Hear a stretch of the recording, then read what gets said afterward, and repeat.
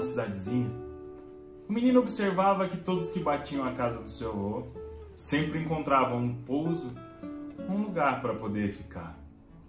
Observava que todos que batiam lá sentavam logo à mesa, e uma casa simples que parecia quase não ter nada. Depois de pouco tempo, sempre tinha um café passado naquele fogão de lenha sobre a mesa. A mesa, que por vezes parecia vazia, se encontrava com aquelas rosquinhas que desciam do armário, um pedaço de queijo, um pedaço de pão, e de um olhar de quem queria escutar e encontrar. Quem não se lembra de ter visto isso muitas vezes nas suas idas às casas da família, daqueles amigos que o coração tanto visitava? E o menino então não se conteve e resolveu perguntar ao seu avô por que era assim. Por que tinha que sempre ter lugar para alguém mais à mesa? E o avô lhe contou duas histórias que fizeram ele realmente pensar sobre o que é dar lugar. A primeira história que o avô contou foi quando um casal chamado José e Maria não tinham lugar para ficar. Bateram na casa de muita gente e ninguém podia receber. E foi num lugar muito simples, numa estrebaria, onde estavam os animais, que o maior presente da humanidade veio a nascer. Mas mais importante do que o lugar era quem estava à volta da mesa. Naquele momento eram os anjos, José e Maria, que partilhavam a vida e esperavam a chegada de Jesus. E assim também o vô lhe completou uma última história, contando que Jesus tinha uma série de amigos, que eles chamavam de irmãos discípulos, e um dia, ao atravessar o mar ficou muito nervoso. E as ondas vinham e quebravam de forma violenta. Os discípulos de Jesus tiveram muito medo. Achavam que estava chegando ao fim. E então correram até Jesus, que estava no fundo do barco, dormindo. E disseram a Jesus: Jesus, você não está vendo que está tudo acabando? Nós vamos morrer. Jesus, numa simplicidade e serenidade, levantou. Foi até a beira daquele barco, estendeu a mão. E naquele mesmo instante o mar se acalmou, a chuva parou. Os discípulos escutaram de Jesus: é preciso ter fé, homens. Naquele dia o menino compreendeu que não é aquilo que temos, mas aquilo que somos. É preciso entender que quando somos o coração aberto e temos esse coração aberto para receber, a qualquer momento Maria e José podem bater a nossa porta e Jesus vir a nascer. É preciso compreender que quando recebemos Jesus no nosso barco chamado vida, por mais forte que seja a tempestade, quando não tivermos mais força, basta olhar para dentro de nós e dizer: Jesus, agora eu preciso de você. E Ele no momento certo vai se levantar, como Ele sempre se levantou. Muitas vezes não percebemos isso. Vai olhar para o mar e para a tempestade e dizer: agora já basta, porque eu cuido daqueles que cuidam de mim. Eu estou na casa daqueles que me receberam. Naquele dia o menino compreendeu que mais do que o café na mesa era o coração que se partilhava, porque naquele momento receber nada mais era do que amar. Receber nada mais era do que partilhar a vida. Que você tenha uma linda reunião, que você possa nesse estudo compreender que partilhar a vida é partilhar o seu encontro com Deus e um encontro com amor. Nos ajude a partilhar essa palavra. Divulgue o material, passe para outros casais. Não deixe que a graça pare por aqui. Talvez outros casais precisam acolher o amor, acolher a graça de Deus. Bom tema de estudo. Olá, estamos aqui para rezar e estudar juntos o quinto tema do ano de 2021 das equipes de Nossa Senhora. O Ministério da Hospitalidade. Para qualificar uma missão apostólica de tal importância, é necessária uma grande palavra. O lar cristão exerce uma função de mediação entre a Igreja e o mundo. como mediador, é o meio lugar do encontro entre Deus e os homens. Oração ao Espírito Santo.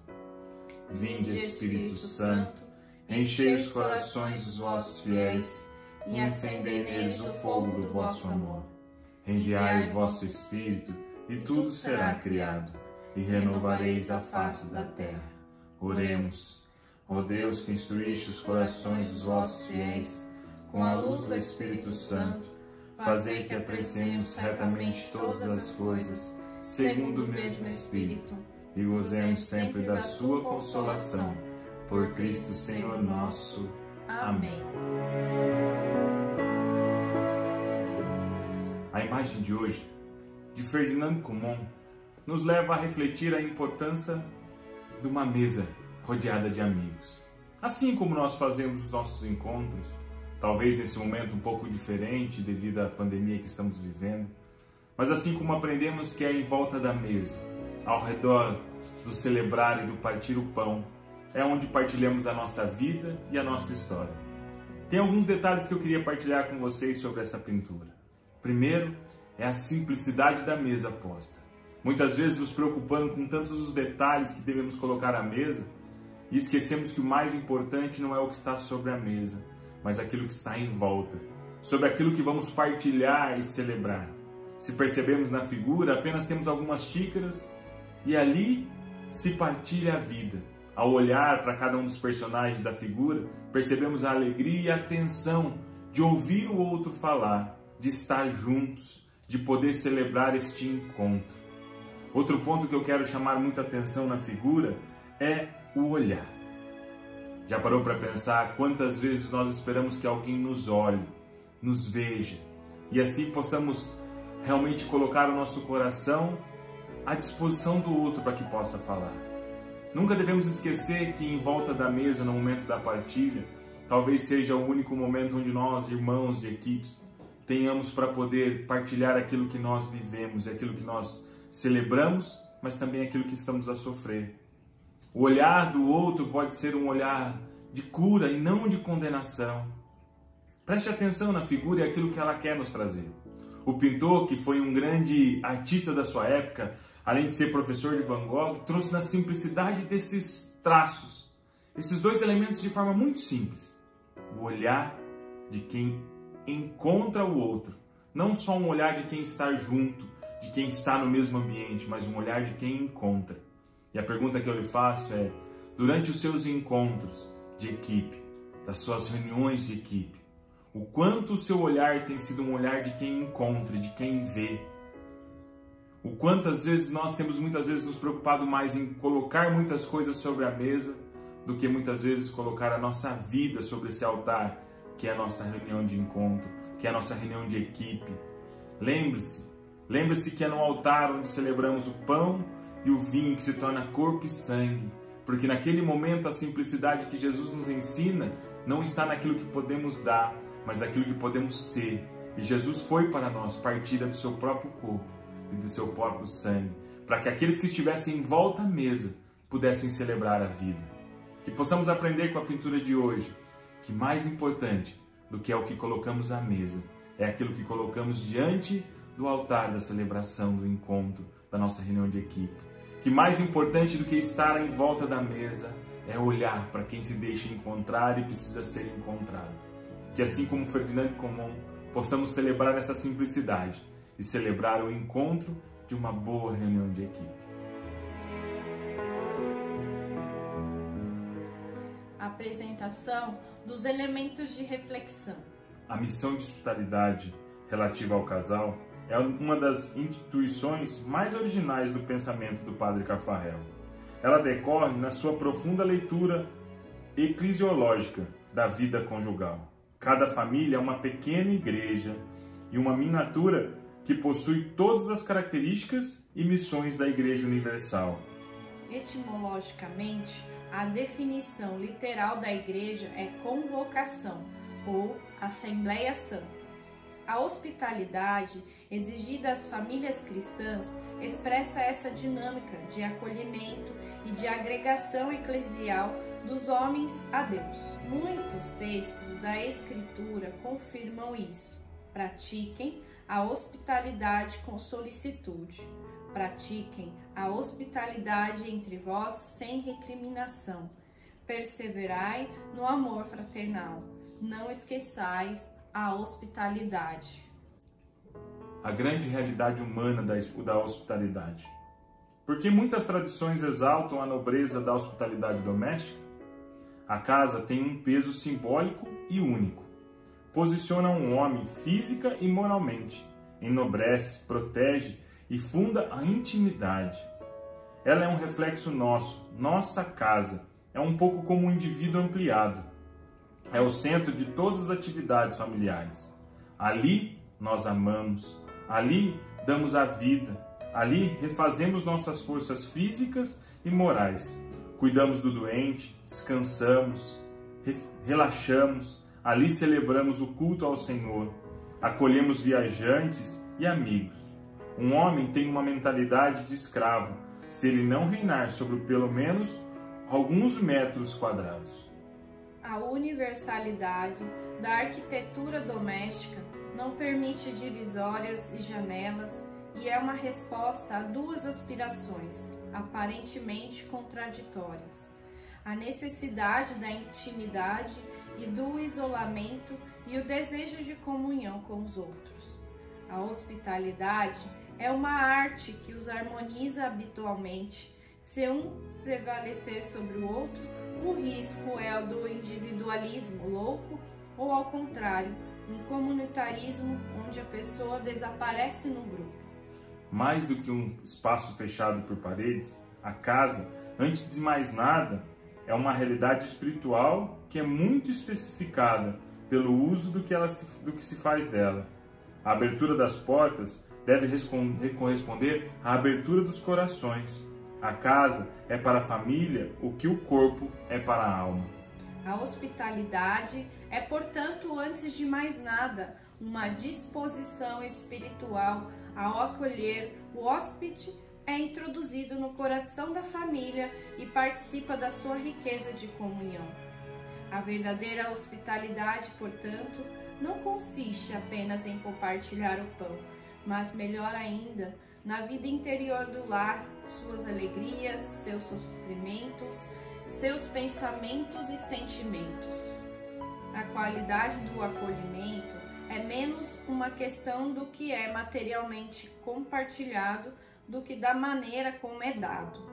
Nossa memória não é viva dessa hospitalidade em lares pobres, onde fomos acolhidos como príncipes? A nobreza de uma hospitalidade realizada é uma mistura de fineza de coração para discernir quem convidar e de audácia para acolher, da escuta e confiança, de entusiasmo para adivinhar as riquezas do convidado e para estabelecer uma verdadeira comunhão de alma. A hospitalidade cristã. Da mesma forma que a graça assume e dá uma renovada amplitude e força ao amor dos cônjuges, a hospitalidade cristã infunde essa bela virtude humana como uma dimensão sem precedentes. A família, pequena célula da igreja, oferece ao hóspede o tesouro das riquezas espirituais do lar. Ora, através da caridade, Cristo habita no lar. Quando 2 ou 3 estão reunidos em meu nome, eu estou no meio de vocês. Uma bela emulação desperta a generosidade a se extrapolar para cada um no lar. Gestos de amizade e de delicadeza envolve os hóspedes na comunhão com Deus, sem quer que eles saibam. A hospitalidade cristã sacramentaliza o acolhimento e, por menos que o convidado esteja disposto a isso, ele é imerso numa doce comunhão. Ele saboreia algo de ternura de Deus, vivida e acolhida. Nisso, todos vocês se reconhecerão por meus discípulos, neste amor que vocês terão uns pelos outros. Diante das muitas feridas e divisões que afligem as famílias seculares de nossos contemporâneos, que consolo e que bela esperança para muitos é descobrir famílias habitadas pelo amor e pela reconciliação autenticamente vividas. Lá eles descobrem que essa força selvagem que é a sexualidade em nosso mundo afrodisíaco está lá como se domada e santificada. Finalmente, contentando-nos em evocar as qualidades dessa hospitalidade cristã, a simplicidade que se faz pressentir a fraternidade que nos une em Deus, a discreta alegria que brota da paz em Deus, a verdade adequada para se tornar um testemunho. Tive fome e me destes de comer. Tive sede e me destes de beber. Estava sem abrigo e me acolheste. Estive nu e me vestistes. A participação na oração familiar apresenta um desafio particular, pois é o segredo dessa fonte divina. Se a hospitalidade é um dos segredos da fecundidade nas reuniões de equipe, como não nos arrependermos aqui que as mesmas apenas, muito raramente, inclui a oração com as crianças no início da noite? Compreende-se assim que para Padre Cafarel a hospitalidade é o apostolado específico do casal cristão. Hoje, como há 20 séculos, os padres não podem prescindir da ajuda dos lares. O padre é o Cristo que vai ao encontro dos homens para dirigir-lhes a mensagem do Senhor. O lar é a igreja que acolhe em seu seio para protegê-los, alimentá-los, alegrar-los, daqueles que a palavra missionária conquistou para Deus. Textos para reflexão e depoimento. Padre Cafarel. Portanto, devemos pensar que no plano de Deus, o lar cristão é um retransmissor no caminho da igreja. Lá, sem saber o que não crê, faz um primeiro contato com a igreja. O pecador experimenta sua misericórdia. Os pobres e abandonados descobrem sua maternidade.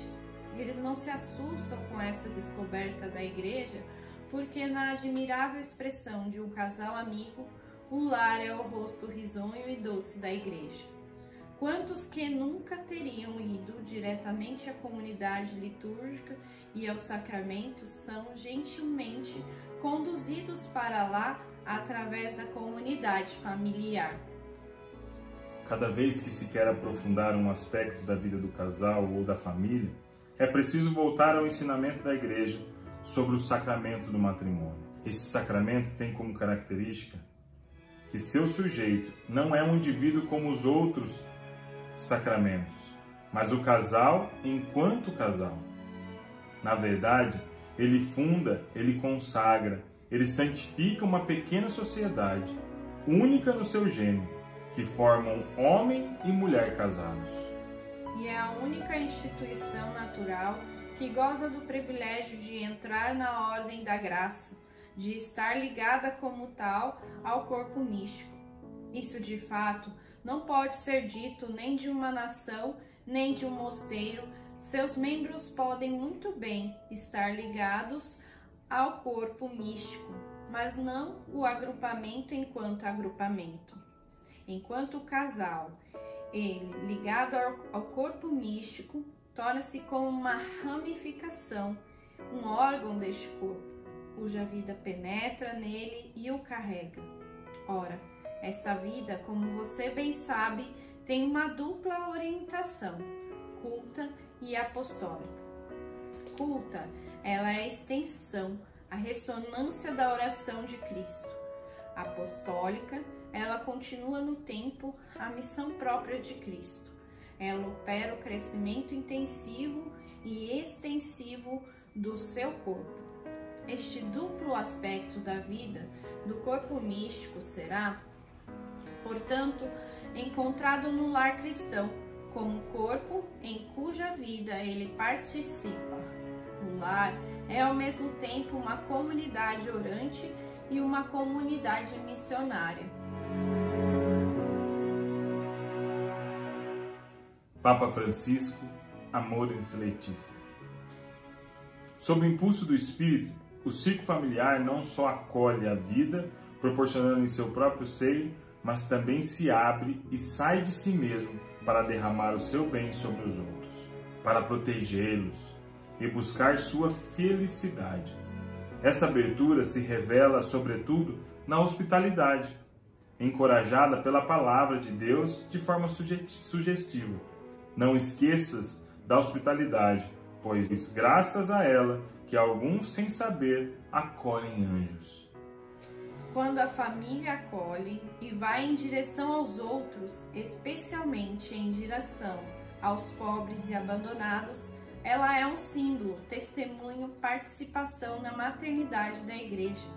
O amor social, reflexo da Trindade, é de fato que une o sentido espiritual da família e sua missão externa, pois torna presente o querigma com todas as suas exigências comunitárias.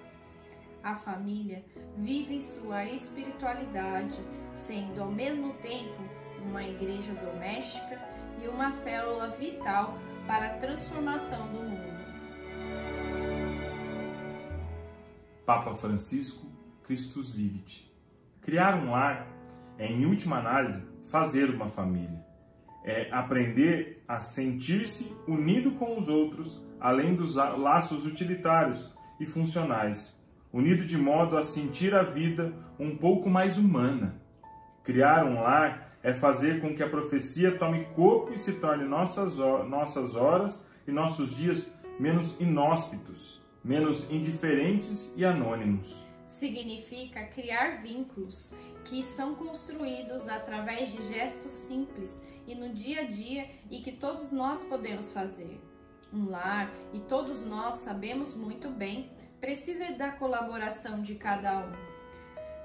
Ninguém pode ficar indiferente ou estranho, já que cada um é uma pedra necessária na construção. E isso implica em pedir ao Senhor de nos dar a graça de aprender a ter paciência, de aprender a perdoar-nos, de aprender todos os dias a recomeçar. E quantas vezes perdoar ou recomeçar? 70 vezes, 7 vezes. Sempre que necessário. Criar laços fortes requer confiança, que se alimenta todos os dias de paciência e de perdão. E assim se produz o milagre de fazer a experiência de que assim se nasce novo. Aqui todos nós nascemos de novo, porque sentimos a carícia de Deus, que nos permite sonhar com um mundo mais humano e, consequentemente, mais divino. Depoimento de um casal. Acolher o estranho em sua casa muda sua vida e seu olhar. Vivemos em uma cidade portuária, um lugar de passagem de muitos migrantes que querem atravessar o Canal da Mancha para a Inglaterra, onde o acolhimento é considerado maravilhoso. Uma mulher do nosso bairro toca num sábado na nossa porta. Um casal com 2 filhos de 2 e 4 anos de idade foi preso ontem no terminal marítimo. A casa onde a família foi colocada no aguardo de se encontrar numa solução só acolhe mulheres e crianças. O papai dorme do lado de fora da porta. Eu sei que vocês são cristãos. Na missa, vocês não podem pedir para que uma família os acolha? Sim, é claro, vamos perguntar. Na segunda-feira seguinte, então você encontrou? Ninguém respondeu ao nosso apelo no microfone. E vocês mesmos? Ah, é assim na verdade, nós mesmos. Meu marido está fora por alguns dias. Tenho à minha frente a família, o pai exausto e ansioso, a mãe com um olhar penetrante e os 2 pequeninos com cara de interrogador. Sem bagagem. Penso na nossa família de 6 filhos, bem alojada, em segurança. Me coloco no lugar deles e digo: é claro, entrem. Sei que meu marido diria a mesma coisa que eu. E é verdade que depois ao telefone ele me falou de seu entusiasmo por não deixar essa família na rua Então, em casa, podemos nos apertar para acolher. Deve ter sido por alguns dias. Deve ter durado um mês. Nós os deixamos no quarto e dormimos no sofá da sala. Os filhos deles brincam com os nossos, através de desenhos e muitos gestos. Entendemos sua viagem sem sentido, suas esperanças, seu pânico no terminal marítimo, quando foram descobertos em um caminhão coberto por lona. Após dias e dias de viagem, trocamos receitas de culinária, compramos 10 baguetes de pão todos os dias do nosso padeiro. Aprendemos algumas palavras da língua deles. Provocamos muitas risadas. Rapidamente entendemos de que modo o modo de viver deles era bem diferente do nosso. Algumas semanas depois de sua saída apressada de casa, eles nos telefonaram para explicar, com poucas palavras, que tínhamos em comum o que eles estavam na Inglaterra, com um teto sobre a cabeça, um trabalho para o papai, uma escola para as crianças, dizendo-se sem parar: obrigado, obrigado. Nossa emoção era grande. Em experiência, a acolhida em família de uma forma basicamente inesperada tem sido extraordinária para nós. Tomamos consciência da nossa sorte de termos uma casa. Nosso olhar sobre o estrangeiro, o migrante, cuja sua história nunca conhece, mudou. Sugestão para o dever de sentar-se. Recordemos o momento em que recebemos ou exercemos a hospitalidade e agradecemos a riqueza recebida e a alegria que ela nos trouxe. Que possamos compreender e aproveitar esse momento de dever de sentar e nos perguntar quanto nosso coração está aberto para acolher, para receber, para colocar diante da nossa família, do nosso lar, o irmão que necessita, o irmão que nos visita. Muitas vezes esperamos fazer como na história que vimos agora, talvez gestos ainda mais profundos de poder receber em casa, talvez alguém que não conhecemos. Mas vocês devem lembrar do tempo de comunidade na paróquia, quando tínhamos missionários em missão, quando saímos para fazer nossos trabalhos como vicentinos, como qualquer outra pastoral, e encontrávamos no lar a alegria de poder estar juntos. Mas também hoje te convido a perguntar dentro do seu dever de sentar em casal, como você tem acolhido a sua esposa, os seus filhos, seus irmãos de equipe? Já parou para pensar que talvez eles também precisam encontrar espaço no seu lar chamado vida, espaço no seu lar chamado coração? Nunca se esqueça que é ao redor da mesa que partilhamos a vida. Jesus nos ensinou que é ao redor da mesa que Ele nos torna mais fortes, partilhando o seu próprio corpo, o seu próprio sangue, e nos convida a partilhar a própria vida. Por isso eu te convido a experimentar o tema deste mês e ser um pouco mais amoroso, um pouco mais carinhoso, ao ponto de abrir as portas do seu coração, assim como diz no estudo, abrir as portas da nossa alma para acolher o outro. E nunca se esqueça, quando acolhemos o outro, é o próprio Cristo que acolhemos. Que você tenha uma bela reunião de equipe e que o seu coração esteja aberto para acolher aquilo que o outro necessita e assim também colocar diante do outro aquilo que o seu coração necessita falar. Bom tema de estudo, boa reunião e até a próxima.